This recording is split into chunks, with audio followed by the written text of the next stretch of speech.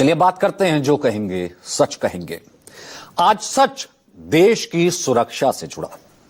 आज सच जो हम लेकर के आए हैं वो सच है सुरक्षा से जुड़े उन प्रोजेक्ट्स का। उन प्रोजेक्ट्स की बात करेंगे जिससे देश की सुरक्षा ना सिर्फ मजबूत होती है बल्कि पूरा देश निश्चिंत होकर अपनी सेना पर भरोसा रखता है और उन पर गौरवान्वित भी महसूस करता है। लेकिन सेना के ही एक प्रमुख के बयान ने पूरे देश को हैरान कर दिया।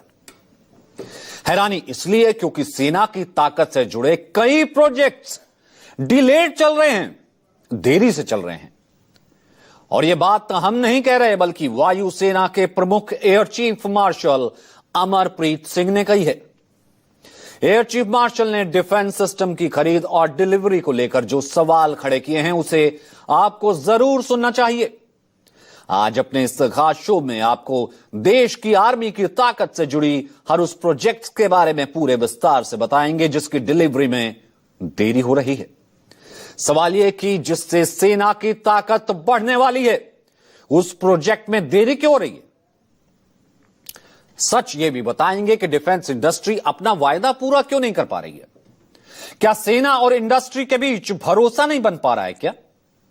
तेजस जैसे लड़ाकू विमानों की डिलीवरी में देरी की असली वजह क्या है और एयरफोर्स चीफ के बयान के मायने क्या है, क्योंकि इसी पर आज जो कहेंगे सच कहेंगे।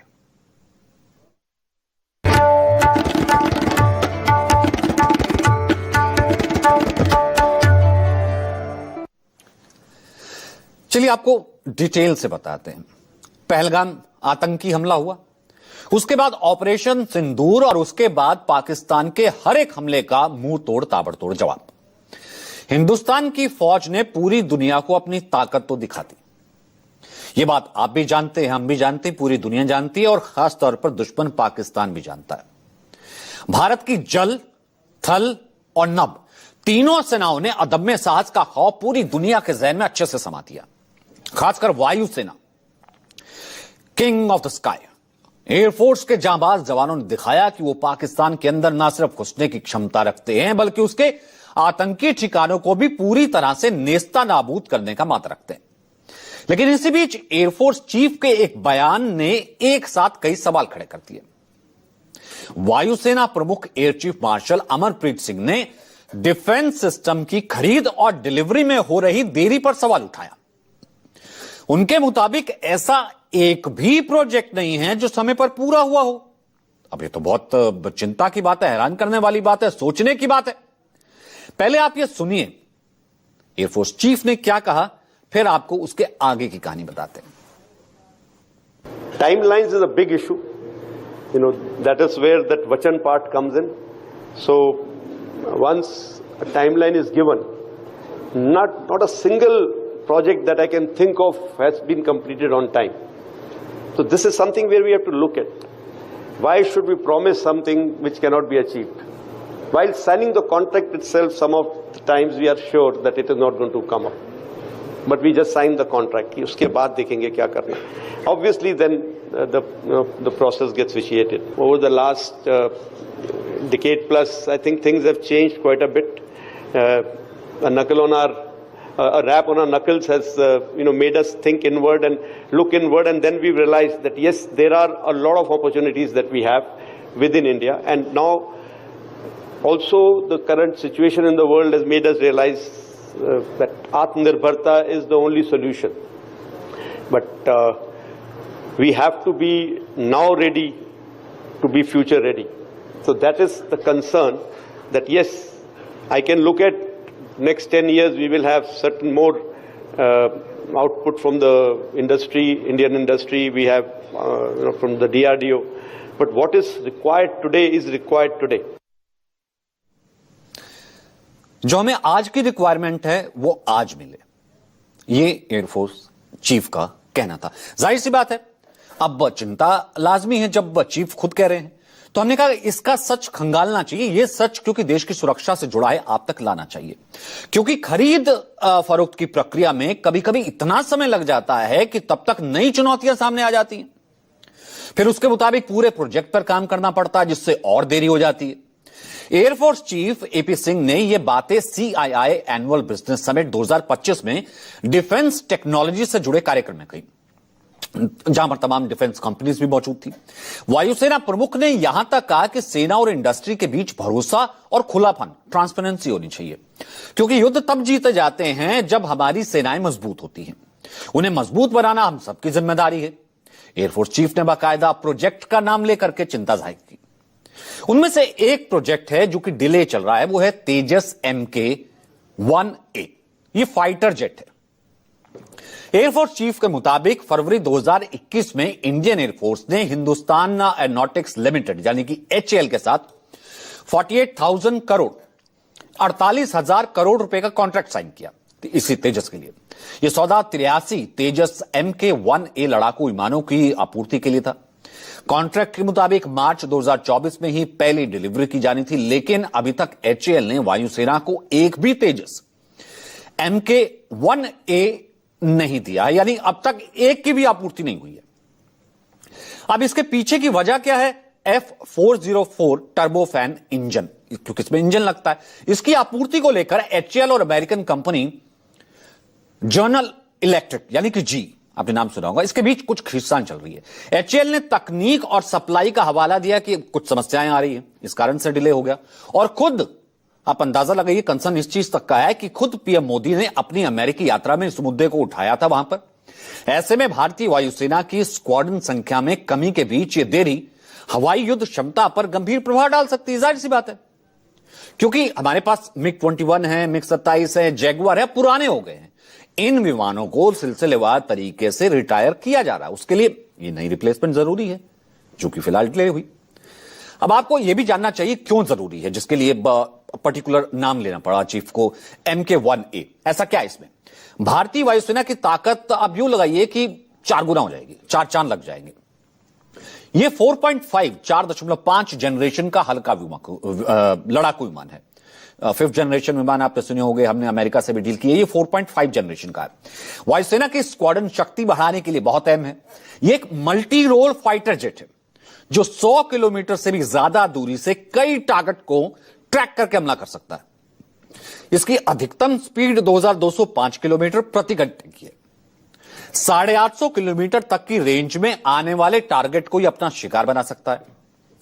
दुश्मन के राडार और मिसाइलों को जाम कर सकता है, क्योंकि इसमें उत्तम क्वालिटी का एक्टिव इलेक्ट्रॉनिकली स्कैन एरे यानी कि जो AESA राडार होता है वो लगा है। Extra missile electronic warfare system तक लगा हुआ है, इतना इक्विप्ड है। और हवा से हवा, हवा से जमीन तक ये मार कर सकता है। सबसे खास बात यह है कि इसमें 70% से ज्यादा सामान स्वदेशी है। अब वो इंजन ही अटक रहा था, वो जी से बात हुई है। ऐसे में यह प्रोजेक्ट भारत की आत्मनिर्भरता और वायुसेना की ताकत के लिए बहुत इंपॉर्टेंट है। डिलीवरी सुनिश्चित करना HAL और सरकार की जिम्मेदारी है। अब आपको दूसरे लड़ाकू विमान की बात करते हैं। तेजस का एक वेरिएंट है, एक ये वेरिएंट हमने आपको बताया। तेजस का अन्य एक वेरिएंट के बारे में बताते हैं, इसका भी प्रोजेक्ट डिले चल रहा है। तेजस MK-2। तेजस MK-2 का प्रोटोटाइप तक अभी तैयार नहीं हुआ है। डिजाइन और विकास में देरी इसकी बड़ी वजह है। प्रोजेक्ट अभी प्रारंभिक डिजाइन और विकास के फेज में ही चल रहा है। इसके उत्पादन में शुरू होने में अभी बहुत से साल लग सकते हैं। इसकी भी एक वजह यही है कि जो इंजन लगना है वो जी ने प्रोवाइड करना है, वो उसमें देरी हो रही है। कंपनी का F414 इंजन चुना गया है। अब इसकी थ्रस्ट जो क्षमता है 98 kN है। जी और HAL के बीच इस इंजन को भारत में ही तैयार किए जाने को लेकर के एक समझौता हुआ था कि हम टेक्नोलॉजी ट्रांसफर करेंगे। इस वजह से भारत को अन्य विकल्प तलाशने के लिए भी मजबूर होना पड़ा कि यहां डिले हो रहा। फ्रांस की एक कंपनी से बात हुई है, सैफरन कंपनी नए विकल्प के रूप में सामने आई है और माना जा रहा है कि सैफरन तेजस MK-2 के लिए 1110 kN की क्षमता वाला पावरफुल इंजन बना सकती है। भारतीय वायुसेना का एक और प्रोजेक्ट वो भी डिले चल रहा है। ये भी बहुआयामी प्रोजेक्ट है, वो है AMCA stealth fighter jet. AMCA को आत्मनिर्भर भारत पहल के तहत विकसित किया जा रहा है। ये देखिए इसकी तस्वीर। यह प्रोजेक्ट भारत के एडवांस हवाई युद्ध क्षमता के लिए बहुत इंपॉर्टेंट है। इसका भी प्रोटोटाइप अभी निर्माण नहीं हुआ है, वही नहीं शुरू हुआ है। फिर आगे जाकर के डिजाइन, तकनीकी विकास, फिर उसकी टेस्टिंग, अंतर्राष्ट्रीय सहयोग, बहुत सी चीजें इसे डिले कर रही हैं। इंजन आपूर्ति की देरी इसका भी प्रमुख कारण है। हाल ही में केंद्र सरकार ने एएमसीए के विकास के लिए योजना को मंजूरी दी, लेकिन प्रोटोटाइप और उत्पादन अभी बहुत दूर की बात है। इसकी भी समय सीमा स्पष्ट नहीं है। आर्म कॉम्बैट व्हीकल, लेकिन प्रोजेक्ट अपनी शुरुआती योजना से बहुत डिले चल रहा है, पीछे चल रहा है। अब एएमसीए के आने से भारतीय वायुसेना की ताकत कैसे बढ़ जाएगी? क्यों चीफ को कहना पड़ा ये डिले प्रोजेक्ट बहुत जरूरी है, वक्त पर डिलीवर होने चाहिए। एएमसीए फाइटर जेट की खासियत आप इसी से अंदाजा लगा सकते हैं कि ये 5th जनरेशन का स्ट्रीट फाइटर है। लंबाई है 17.6 मीटर, चौड़ाई 11.13 मीटर, मारक रेंज है 1620 किलोमीटर, अधिकतम स्पीड है 2600 किलोमीटर प्रति घंटा, 65,000 फीट तक ये ऊंचा जा सकता है। खास बात यह है कि इसमें 2 इंजन लगे होते हैं। अधिकतम टेक ऑफ क्षमता है 25,000 किलो और पेलोड क्षमता है 6500 किलो। इतना मारक है। एयरफोर्स को लेकर चिंता की बात इसलिए भी है क्योंकि वायुसेना के स्क्वाड में पहले से काफी कमी है। अब एक रिपोर्ट यह कहती है कि भारतीय वायुसेना को 42 स्क्वाड्रन की जरूरत है, लेकिन उसके पास अभी 31 स्क्वाड्रन है। इनमें से एक भी जो है वो 5th जनरेशन की नहीं है, 5वीं पीढ़ी की नहीं है, जिस पर इस वक्त देश की या जिस वक्त हम ये कह सकते हैं दुनिया की सबसे बड़ी वायुसेनाएं काम कर रही हैं। उनके पास 5th जनरेशन ऑलरेडी है। ऐसा लगता है कि अगले 10 सालों तक भारत इसे हासिल कर पाएगा। कमोबेश इसमें भी थोड़ा मुश्किल लगता है। अब उस 10 साल के बाद 5th जनरेशन की जाहिर सी बात है टेक्नोलॉजी वो भी आगे पहुंची होगी, ये भी चिंता जताता है। लेकिन पिछले 25 साल में अभी तक सिर्फ 36 राफेल खरीदे गए। ये राफेल जिससे अभी हमने आपको बताया सिंदूर और तमाम कारनामे जो राफेल हमारे खरीदे गए। चीन की वायुसेना, अब कंसर्न ये आता है, ये सच ये इसलिए है, डिलेट तो बता दिए, कड़वी सच्चाई है। जबकि चीन की वायुसेना तेजी से 5वीं पीढ़ी के लड़ाकू विमान शामिल कर रही है, पाकिस्तान को भी दे रही है। भारतीय वायुसेना प्रमुख air chief marshal AP Singh ये कह भी चुके हैं कि युद्ध की तैयारी बनाए रखने के लिए उसे हर साल कम से कम 40 नए लड़ाकू विमानों की आवश्यकता है। अब एक और डिफेंस प्रोजेक्ट की आपको बात बताते हैं जिसके बारे में बहुत कम लोगों ने सुना होगा। हमने इंजन आपको बहुत बताया ना कि कहां डिले हो रहा है, क्योंकि बाहर की कंपनी ने देना है। ऑपरेशन सिंदूर के बाद एक डिफेंस प्रोजेक्ट को फिर से तेज करने की मांग उठने लगी। जैसे ही यहां पर एयरफोर्स चीफ का बयान आया तो उसके बाद लगातार नाम आने लगा, कावेरी इंजन प्रोजेक्ट जल्द से शुरू कर दो। अब ये डिले चल रहा था और डिले बहुत ज्यादा चल रहा था, लेकिन ये बहुत ही छुपा हुआ बहुत खास प्रोजेक्ट है। इसके बारे में आज आपको बताते हैं। इसका नाम दक्षिण भारत की कावेरी नदी के नाम पर रखा गया। दरअसल कावेरी प्रोजेक्ट की शुरुआत हुई थी 1989 में। यह एक स्वदेशी टर्बोफैन जेट इंजन प्रोजेक्ट है। इसका उद्देश्य विदेशी जेट इंजन पर भारत की रक्षा क्षमताओं की निर्भरता को कम करना है। अंदाजा लगाइए, 1989 में विजन तय कर लिया था। यह कावेरी प्रोजेक्ट ही अगर पूरा हो गया होता तो तेजस का 5th जनरेशन अब तक शामिल हो गए होते। यह उस वक्त का विजन था, वो भी डिले हो गया। इसकी शुरुआत लाइट कॉम्बैट एयरक्राफ्ट यानी कि एलसीए तेजस को गति देना था, इंजन के माध्यम से इंजन बनाने थे। कावेरी इंजन को डीआरडीओ के gas turbine research GTRE develop कर रहा था। वर्तमान स्थिति में स्वदेशी जेट इंजन प्रोजेक्ट के ड्राइव वेरिएंट ने कई चुनौतियां पार कर ली हैं और इन फ्लाइट टेस्टिंग के लिए अब यह तैयार है। इसकी उड़ान संबंधी टेस्टिंग रूस में होगी, लेकिन कावेरी इंजन के 2.0 वेरिएंट पर अभी काम जारी है। अब देरी क्यों हुई? 80 के दशक में इस प्रोजेक्ट पर कई तरह की परेशानियां आई। कावेरी प्रोजेक्ट में देरी तकनीकी दिक्कतों की वजह से आई। फंड जाहिर सी बात है, उस वक्त 80 का इंडिया 89 फंड की कमी जरूर आई। पश्चिमी देशों की दोहरी नीति थी कि भारत अगर इतना बहुआयामी इंजन हथियार बना लेगा तो हमारी मार्केट का क्या होगा? अरबों डॉलर की मार्केट है, तकनीक हम साझा नहीं करते। भारत उस वक्त नया नया खड़ा हो रहा था। इन देशों को डर था कि भारत लड़ाकू विमान बना लेगा तो एक बड़ी ताकत बन जाएगा। फिर उसी वक्त ये इतना ज्यादा कैपेबल रखता था कि हर टेम्परेचर में काम कर सकता था, टर्बो फैन बेस्ड था। इसका डिजाइन ऐसा है कि ऊंचाई और हाई स्पीड में दमदार काम कर सकता है। ये तेजस फाइटर जेट मानव रहित drone, cargo plane, civil aviation सब में काम करेगा, यानी अलग अलग जरूरतों के लिए फिट हो जाएगा।